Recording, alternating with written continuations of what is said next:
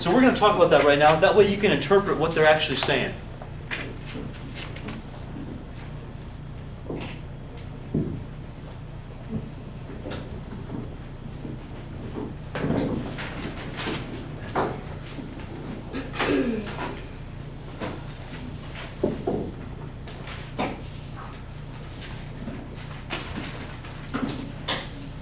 We'll talk about percent increase first.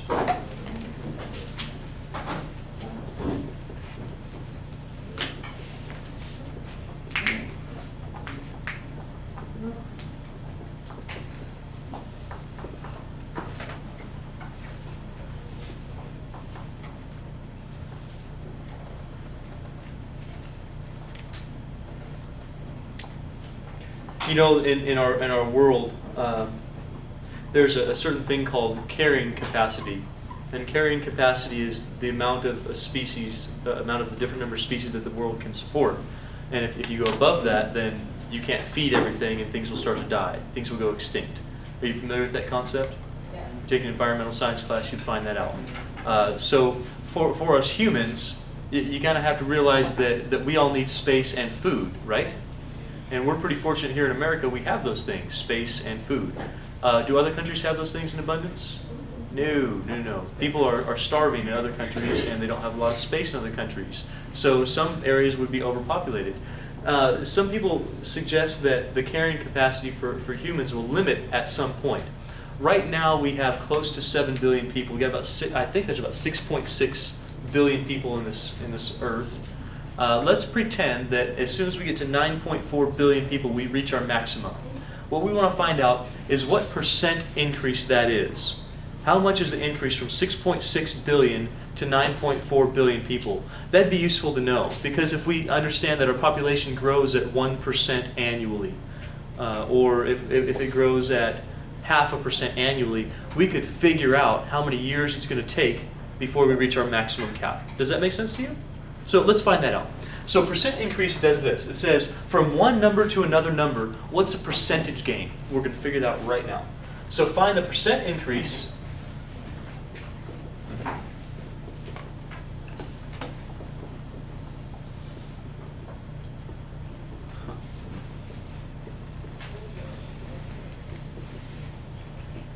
from our 6.6 billion people to 9.4 billion people. This is a 3-step process. I'll write the steps out, but you've got to remember to follow them, because I give you this exact problem on a test. Those numbers will be different, but if you don't remember how to do it, you're not going to get it right. It's very specific what you have to do to get this thing right. Here's your steps. Step number 1. You have to find the difference between those two numbers. So step 1, find the difference.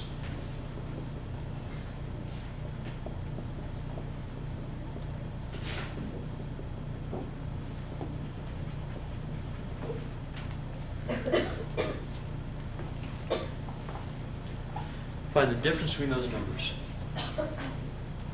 So here's step number 1 over here. Can you find the difference between 6.6 and 9.4? Yeah. What's the difference mean? Add, subtract, multiply, divide. So subtract them.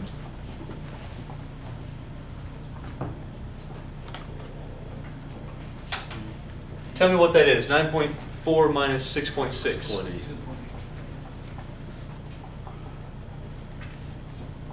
Now, here's the interpretation for that, all right? To get from 6.6 billion to 9.4 billion, we would have to increase 2.8 billion people. You follow?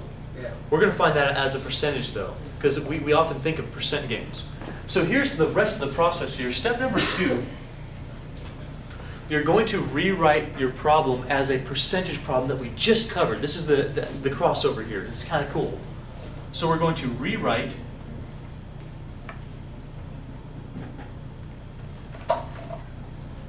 the problem as a percentage problem.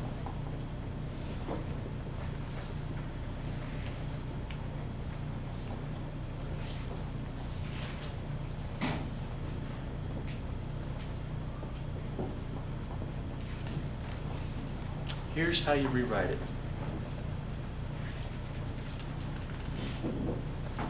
you take your difference.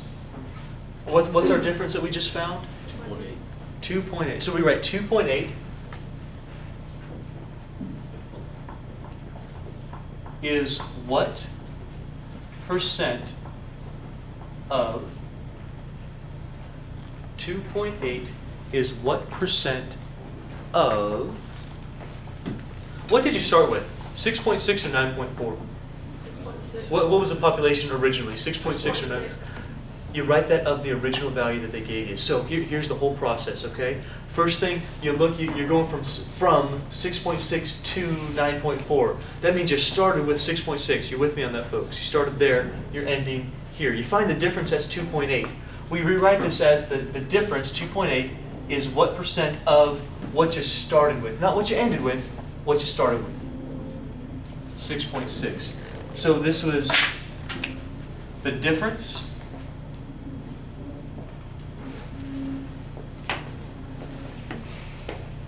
and this is the original.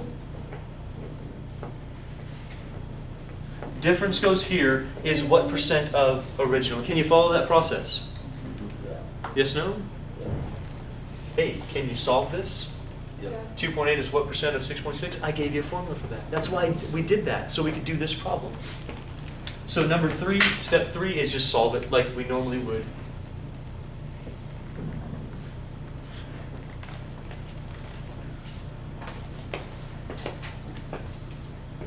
Let's do it together. I know 100 goes there. Ladies and gentlemen, everybody, what goes right here? 2.8. Good.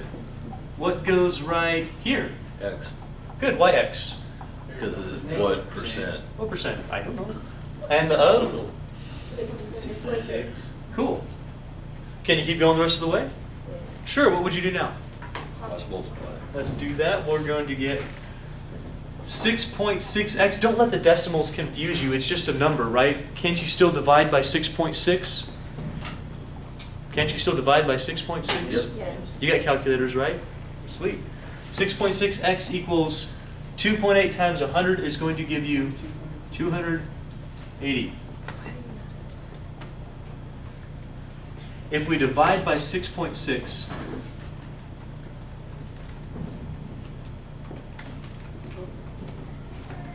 x equals, did you get that as well? 280?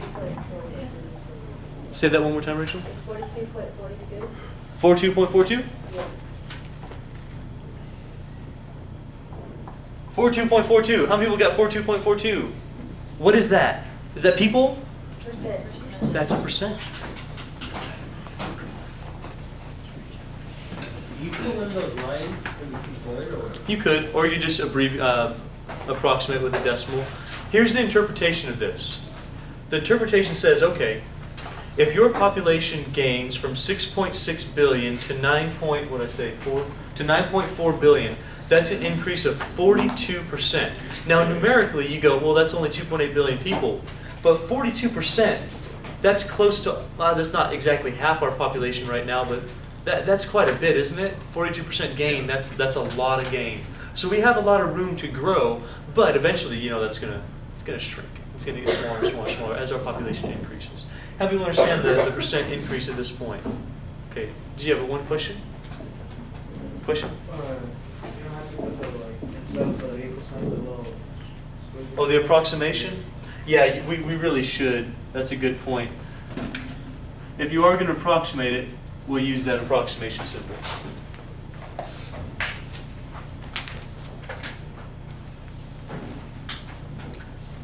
Okay, let me show you one other way that we can do this, and then we'll go ahead and get out of here.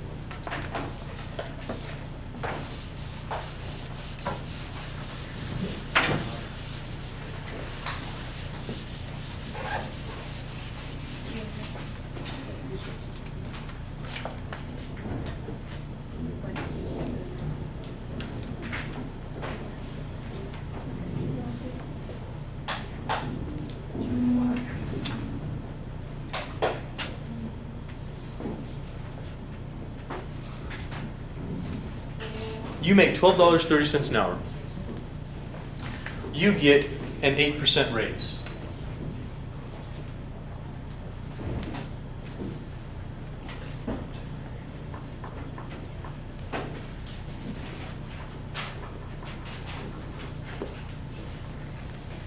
what we want to do is find your new pay rate.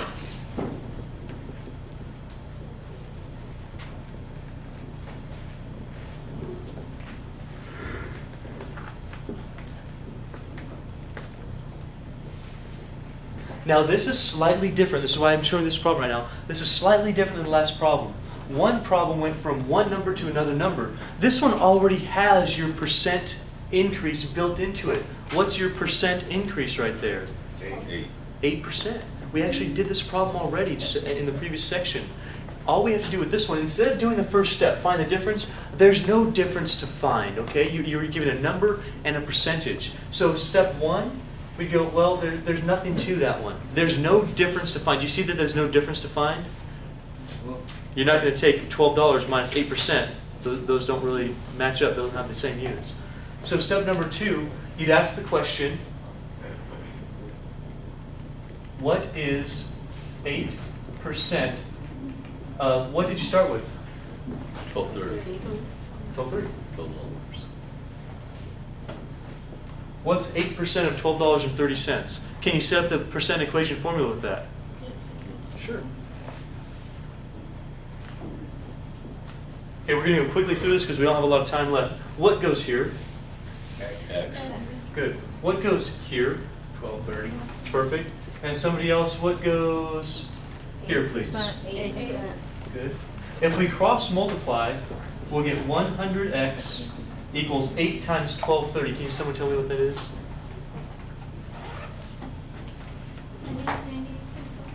98.4? Like that? And if you divide that by 100, you're going to get x equals 0.984. Okay, look at the board here with me. 0.984, what is that? What's 0.984? We looking for a percent? We're looking for dollars. Yeah. That's dollars. How much is 0.9? Oh, this is going to get back. Remember that thing we talked about? 98 cents. It's 98.4 cents. You're getting 98 cents more per hour. Does that make sense to you? Yeah. Literally makes sense to you? Get it? So, what's your new pay? Can you find your new pay? It's 1328. How'd you find 1328? You add. Added that. So your old was 1230. You're getting an 8% increase. An 8% increase was 98 cents. So we add, so new pay is $12.30 plus 0.984 cents, $0.984. And what is that again? 1328. You know what that fucking is?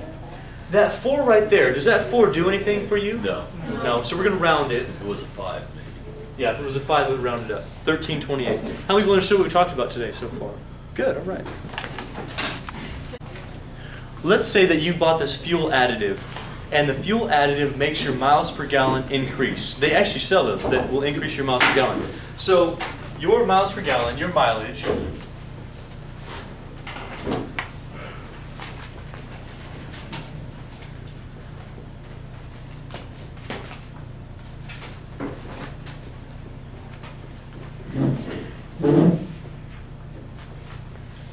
goes from 17.5 miles per gallon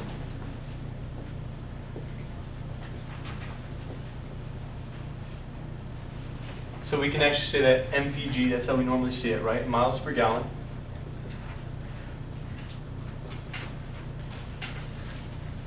To, let's do 18.2 miles per gallon.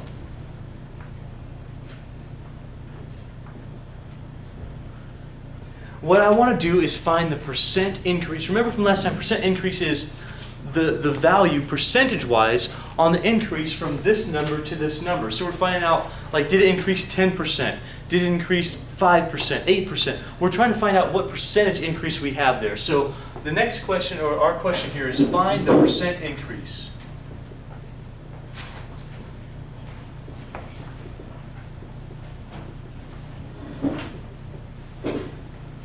Now, I gave you 3 steps on how to do these problems. The first step, what's the first step when you're given 2 numbers like that? What should you do first between these those two numbers? What do you think? Find the difference. Good, that was the first one. We'd have to find the difference between those two numbers. Remember doing that last time?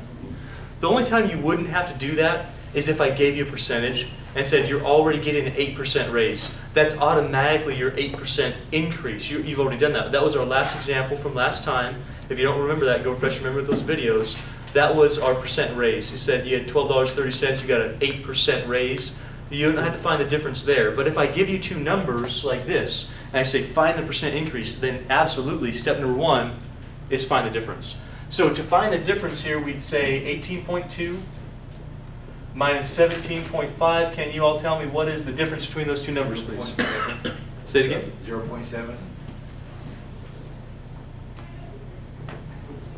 Are you all okay finding the difference?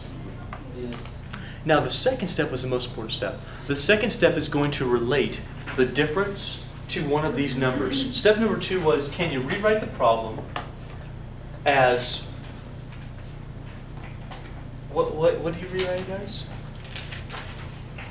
Look back at your notes if you have to. A percentage problem, very good. We have to write as a percentage problem. What we did is we wrote one of these numbers is what percent of one of the other numbers up there. What's the number we start with right here? That's the number we start with up here, but we want to find out what percent, or sorry, what number is what percent of what we started with. So what you do is you take your difference. You take the difference. You say 0.7 is what percent of, now here's the part where you got to get this right. You got to know whether you're supposed to put the 17.5 or the 18.2 and why. Which one are we supposed to put? 18.2.5. 17.5 and why? The original. That's your original. That's exactly right. You guys are right. So we're trying to figure out the increase based on our original number. We're not picking the 17.5 because it's smaller. We wouldn't be picking the 18.2 because it's bigger. That's not what we're looking at. What we're looking at is what number did you start with? What number did you end with? When we looked at our gas mileage, it started at 17.5, right? Something caused it to be increased to 18.2, but it started here. So we're basing our increase on what we started with. Are you following me on this? So this difference goes here, which is started with goes there. And we answer this question. 0.7 is what percent of 17.5? Fortunately for us, hey, we just did that, right? You just did a whole homework on that. That's awesome. Can you set up the percent equation from here? I hope so. What number goes right here, everybody? 100. Good. Can you tell me, ladies and gentlemen, according to this problem, what goes right here? Variable. Variable. Why? Why a variable here? What percent? So we don't know it. Okay, everyone in here, look at the board here real quick. What is going right there? 17.5. That's like two people. My goodness, do you know it? If you know it, say it. If you don't know it, you'd better be asking questions right now, because this is the only time we're going to get to go over this. So do you know what number goes here and why it goes right there? 17.5. Because it's the of spot. Very good. We do is over of equals percent over 100. So our is, what's our is? 0.7. 0.7 is, that's right. What percent? I don't know what percent of 17.5, and that's always 100. How do you solve that problem again? Cross multiply. Great, yeah, we got some calculators too. So we're going to get 17.5x equals 0.7 times 100. That should give you 70. 17.5x equals 70, and can you also tell me how you get rid of the 17.5? Divide.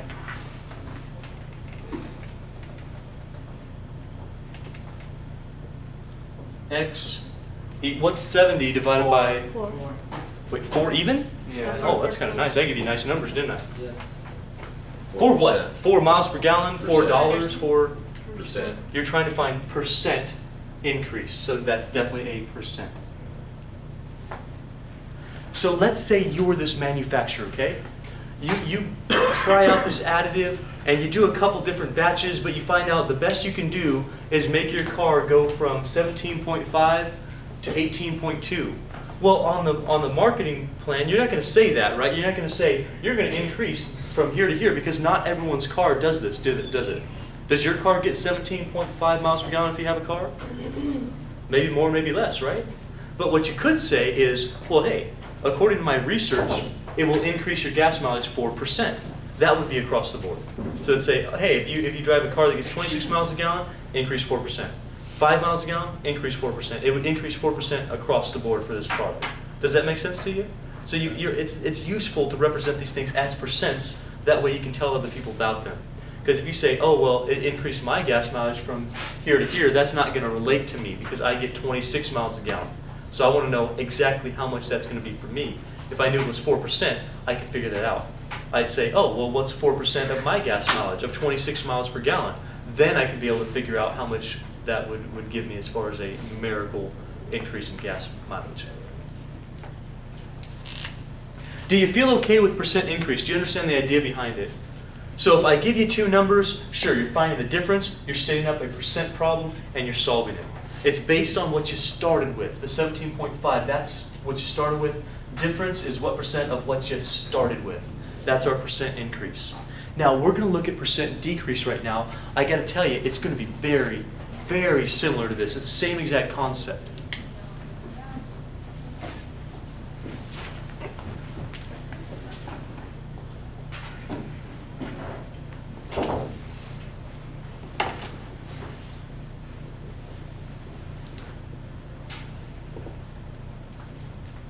You know, every once in a while, cities go through trends where they actually lose population. People die, or people stop moving in and people die, or people just don't want to live in the city anymore and they leave. So this happened to Los Angeles in the early stages of LA. The population decreased from 1.52 million people, so about 1,520,000, so 1.52 million to 1.46 million. Now, of course, 1.52 to 1.46 doesn't sound like a whole lot, but you got to figure that's about 60,000 people who left. Because that's a lot of people. You with me on that? LA? Yeah. This was years ago. So when LA was a lot smaller, because it's a bit more than a million now. But if you go from 1.52 million to 1.46 million, you've just lost 60,000 people from your city. Is that important to know? Yes. Yeah, because people in cities pay taxes, right? And so if the government's going, well, hey, I have less people, I'm going to have less taxes from them, I'm going to have to cut my budget back. You understand why it might be important to find out percentage-wise what percent drop is that? That's the idea. So if we go from 1.52 to 1.46 million, and you're like, well, yeah, 60,000 people, how does that relate to a budget? What percent of a budget am I going to have to cut? Do you get it? So we're going to figure that out right now. So the population, so as an example for you, population of LA decreased.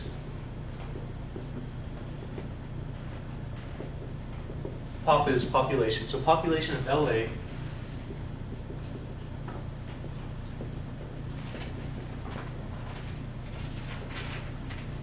decreased from 1.52 million people to 1.46 million people.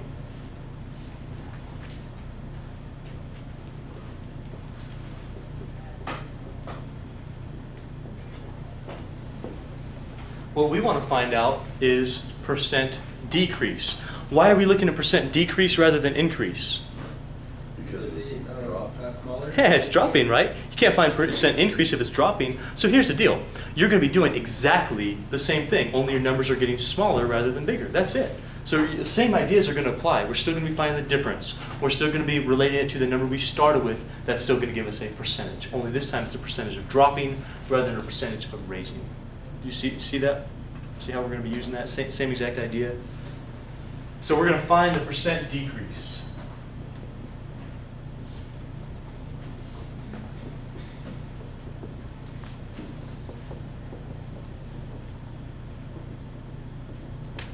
Okay, same rules apply. So same rules. If you're given two numbers, you still got to find the difference between them. So 1.52 to 1.46, can you find the difference between those numbers? 60,000. Sure, so as a decimal. Oh. Find it as a decimal. So we do... Subtract it? Yeah, just subtract them, that's the difference. 1.52 minus 1.46, that's going to give you the difference or the drop from one number to the next. How much is that? 0.06. You all okay with the 0.06? You sure? So that's the is, right? That's how much you lost. You lost 0.06 million people. If you want to talk about numbers, 0.06 million people is 60,000 people. There's a lot of people. Okay, they left the city. Now, what we don't want 0.06. 0.06 isn't the percent. Okay, 0.06 is numerically how many people they lost. To find the percentage, we got to do step number 2. We've got to relate this number back to what we started with. That's step 2. So we'd say, okay, well, what's the difference again? 0.6. No, not 0.0. 0.6. 0.06? Yeah, is there a difference between 0.6 and 0.06? Okay, so we have this number, 0.06 is what percent of, now here's where you gotta really watch and pay attention, okay? So check it up on the board.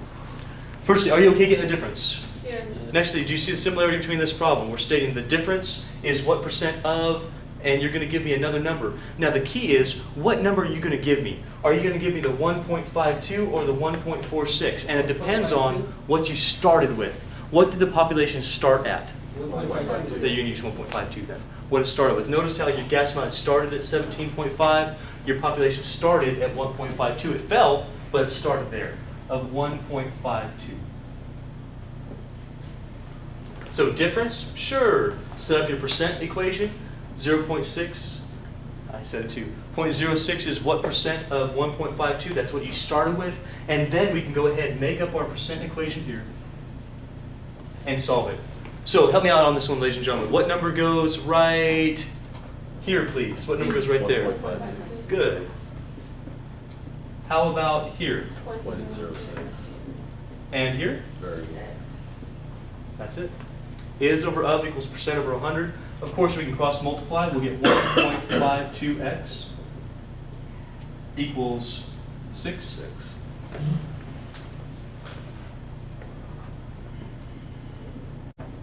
What now? Divide by 1.52. So do that. You got calculators. It's kind of nice. Actually, can you tell me what is 6 divided by 1.52? 3.94. 3. Did you have to round? I could go to 3.95. 3.9. Okay, so they got 3.94 something something. What? Yeah, Yeah, 94736. Okay, so round appropriately if you're going to round. Make sure with percentages though you give me a couple of places. So if you're going to do, don't just do 4. Don't round like 4%. Do the 3 point at least the 10th. Normally you do to the 100th on these small numbers. So 3.95. 3.95, is that a percent? Yes. Yeah, we're looking for percent. And then your sign. So here's the interpretation. Interpretation is, if your population decreased from 1.52 million to 1.46 million, and you find the difference between them, and you set up your percent equation based on what you started with, that population dropped effectively 3.95%. That could mean that their tax revenue is going to go down 3.95%. Now, 3.95%, that doesn't seem like a whole lot, right? I mean, if you walk into a store and they go, you're having a 3.95% sale, you're going to be like, so what? I want like a 50% sale. Well, the population did drop 50%. But if you're talking about billions of dollars in revenue, 3.95 is a lot, right? So they're going to have to take that into account if they do their city planning. So figuring out how much your population dropped and then figuring out percentage-wise what that is, that could be very important to some people. How many people feel okay with this so far? Yes, yes, yes, yes? Okay.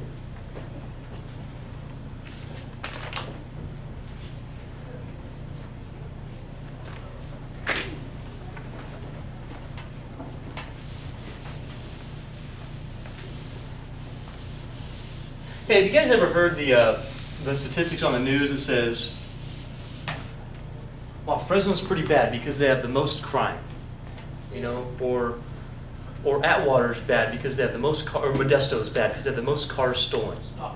Stockton has the most cars they do, right, in the whole nation. Big car. So you want a free car, go to Stockton.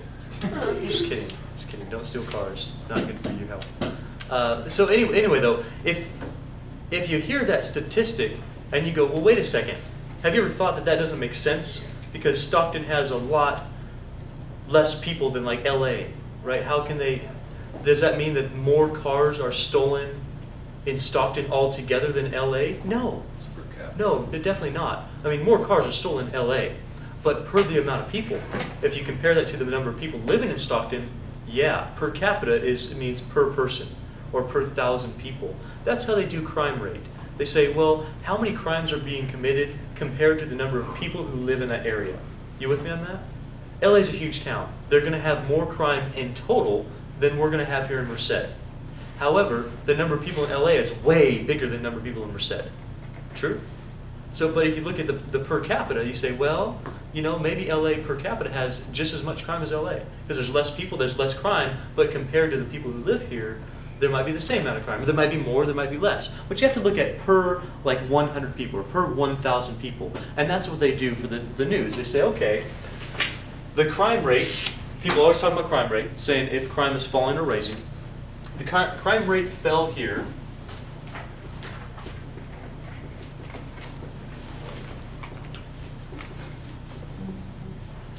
from 27 crimes per 1,000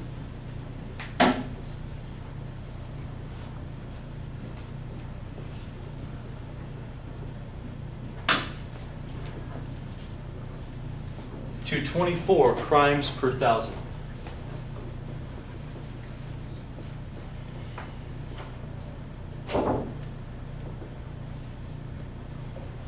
What we want to do is figure out the percent decrease in crime.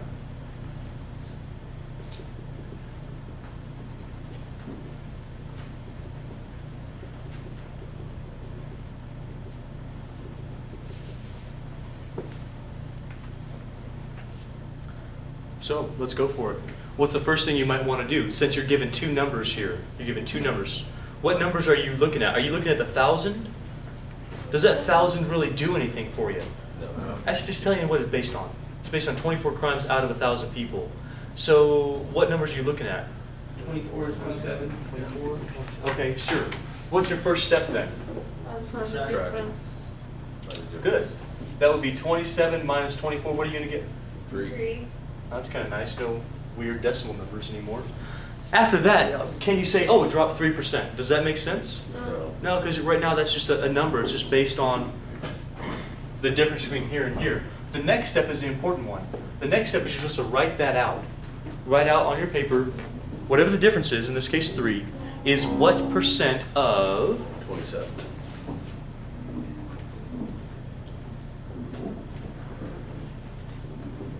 Wait, you said, what was it? What percent of what? What are you supposed to start with? 27. Good, so 27 because that's where your crime started. It actually fell. That's a good thing, right? We want crime to fall. We don't like crime around.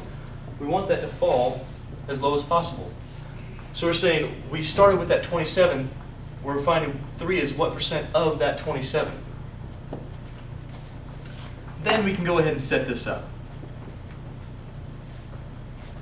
Of course, that's going to be 100. Can you tell me what goes in these places? What goes up top? 3. 3. 3 is, great. What percent? So that would be our x, and 27 goes right there. Is over of equals percent over 100. And you're going to cross multiply. You'll get 27x equals 300. And last step, of course, is to divide. If you divide on this, what is 300 divided by 27? 11. 11.11? Yes. Is this all ones on your screen? Yes. Isn't that interesting when stuff like that happens? Kind of cool, I think. I don't know why. 11.11 what? Percent. What's it mean to you? What did the crime do? It dropped 11%. See, sometimes if you talk to somebody, you go, well, crime rate dropped from 27 to 24. They go, well, that's only 3. That's not that good. You only dropped three crimes. I mean, I could deal with 3. I don't care, you know. But when you say it like, crime rate fell 11%, what sounds better? Crime rate dropped by 3, or crime rate fell 11%? 11%. That sounds better, doesn't it? And on the news, that's what you would hear. If the sheriff came on and said, you know what, under me, our crime rate has fallen 11%. That's something you can visualize. You go, oh, that's a significant drop. You must be doing a good job. If it dropped like 30%, you'd be like, wow, 30%. It's like a third less crime. It's pretty cool. But it makes it so you can actually understand the numbers a little bit better if you talk about percent decrease rather than actual decrease. Sure, it dropped 3 crimes out of every 1,000. You know, that doesn't seem like a lot, but when you put it this way, that's a big decrease from 27 to 24. That's 11% decrease in crime. So something must be working for them. How many people understand the idea of percent decrease so far? Okay. Now there's one more way we can look at it. You guys ever bought a car? How many people have bought a car before? Have you ever bought a new car before? Oh my gosh. Do you know what happens when you buy a new car? You get screwed, man. You drive it off the lot, bam, you lose a lot of money. Because as soon as you buy that car, you're never going to be able to sell it for the same value. Let's get like a collector car or something. But typically you go down and buy a Hyundai Sonata or something like that. You drive it off the lot and bam, all of a sudden it's worth less money. Just the day you buy it, you've already lost at least $3,000. You're not going to be able to sell it back. The moment you drive it off the lot. Seriously. So that action of losing value. So for instance, if you have a 2002 Toyota Corolla, is it going to be worth as much now as it was in 2005? No. How about even 2 years ago? No. Is it going to be worth as much next year as it is right now? No. No. That's called depreciation. Not appreciation, right? It's not gaining value, it's actually losing value. So every day you have that car, it loses a little bit more. Every time you drive it, it loses a little bit more value. That's why cars are generally not a good investment. No one goes out there and goes, you know what, I think I'm going to invest in cars.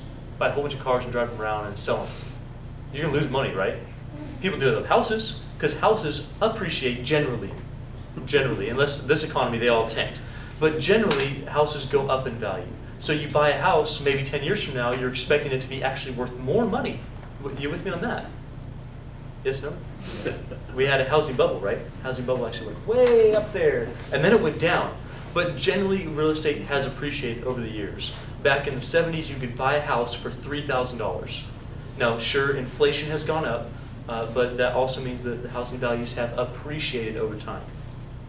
We're talking about the other thing. We're talking about dropping. So if you have this car, it's going to drop in value over time. It gets used, it's worth less and less and less. And actually, it drops like this, if you watch my hands. When you buy the car, it's way up here, it drops radically at first, and then it starts leveling off. So for instance, like I had a 92 Blazer at one point. I bought the car for $3,000 out the door.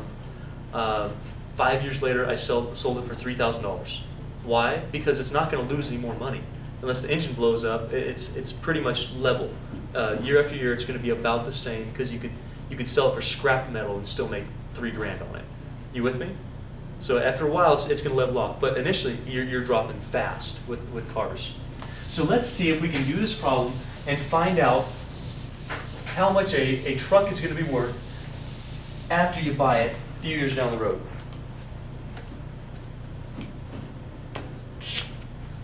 How much did you spend on your truck? Let's say how much does a nice truck cost right now? 50. How much? $75,000 for a truck? The brand new What? Ford. Man. Seriously? Forget that. How about like, I'm not spending more than 50 grand on a truck. Like 33. 33. Okay. That sounds good. 30. Good one. A decent like F-150, right? 33. Right? Okay. 33. I like that. So your car has decreased, let's say it's 2 years down the road. Your car has decreased in value 24%.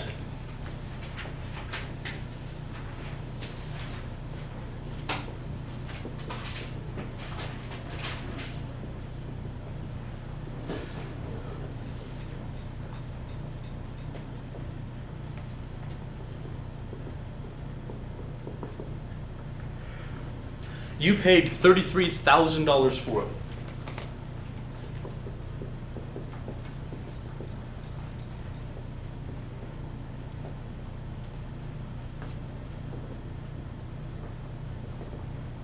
What we want to know is how much is it worth now?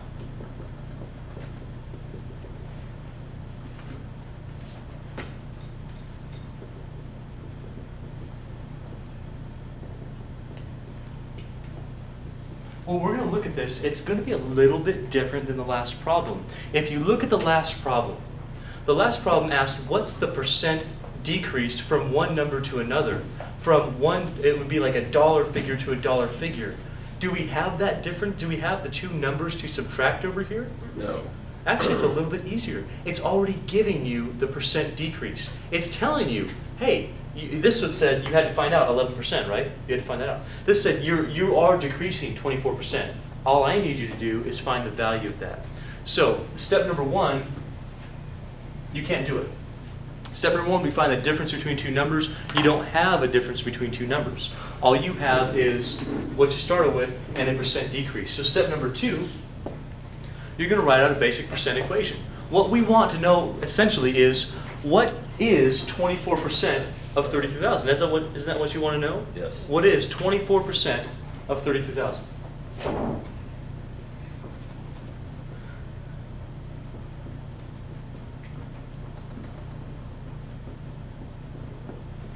Hey, stop for just a second, look at the board here real quick.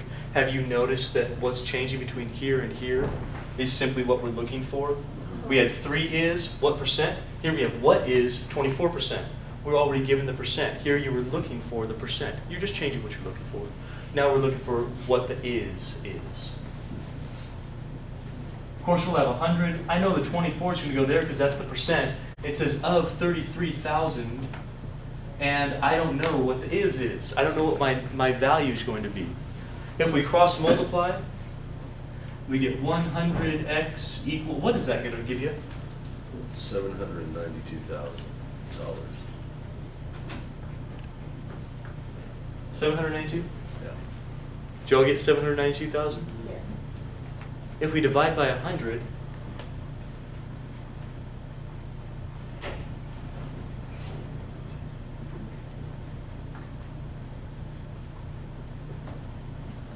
x is, what is that? $7,920. Oh, now stop for a second, okay? Stop. What did you just find? Did you find the value of the truck, or did you find the amount that you lost? Okay, so you kind of need to know that though, right? Because if you do this math on your own in real life and you go, wow, I guess my truck is only worth $7,920. I'm going to come buy your truck from you, turn around and sell it for 20 grand because it's still worth more than that. Right? So you need to know that what this is, you found 24% of 33,000. You found what you've lost. This is how much money you've lost. Now figure out for me how you find how much it's worth. Subtract it from the original. Good. Yes. Okay, so you're still doing this step, right? You're still subtracting. It's only you're doing it in a different place now. You're still going to be subtracting this. So to find out the actual value, you'll take your 33,000. You'll subtract off your $7,920. And this is going to give you how much your truck is worth now. How much is it worth now? 45,008. 25,080. Yeah.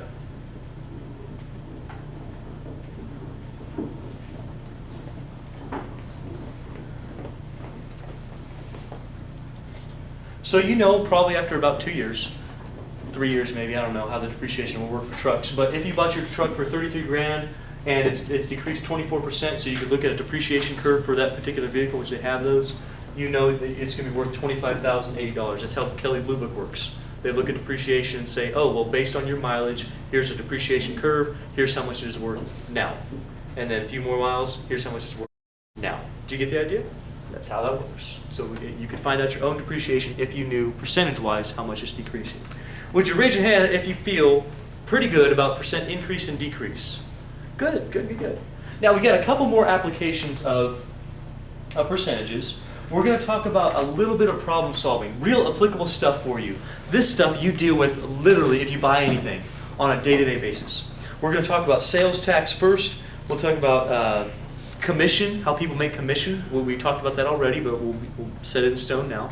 And we'll talk about discount, how you can get a discount on things.